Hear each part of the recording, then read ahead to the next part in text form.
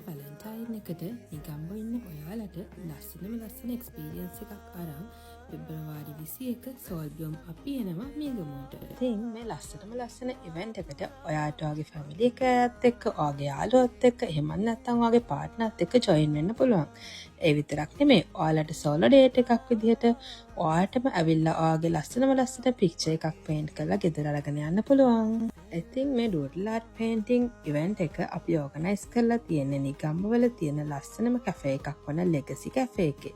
එහෙනම් පෙබරවාරි 21 හවස 3ට ඔයත් අපිත් එක්ක එකතු වෙලා ලස්සන එක්ස්පීරියන්ස් එකක් ඔයාගේ ලයිෆ් එකට එකතු කරගන්න.